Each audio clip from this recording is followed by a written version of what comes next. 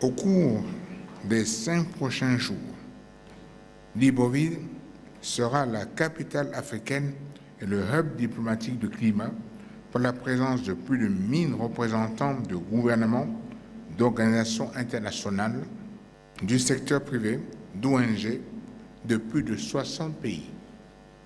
Mesdames, Messieurs, dès mon accession à la magistrature suprême, le Gabon, par ma voix, a toujours pris une part active aux négociations sur le climat, et cela dès la COP15 à Copenhague. Les intérêts souverains de chaque pays ont prévalu sur l'intérêt général. Ainsi, j'ai décidé que mon pays adopterait des mesures concrètes et immédiates pour lutter efficacement contre les changements climatiques. Près d'une décennie plus tard, nous pouvons et devons être fiers des résultats obtenus.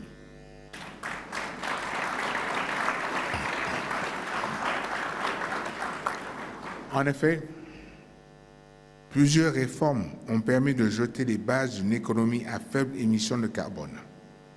D'ambitieuses mesures ont été mises en place pour réduire drastiquement l'impact environnemental des secteurs forestiers, agricoles, énergétiques et pétroliers. Depuis Copenhague, le Gabon a absorbé de l'atmosphère plus d'1 milliard de tonnes nettes de dioxyde de carbone. Aussi, sommes-nous désormais considérés comme le pays le plus positif en matière de carbone au monde. Cependant, concrètement, le Gabon a atteint l'objectif de neutralité carbone fixé par l'accord de Paris.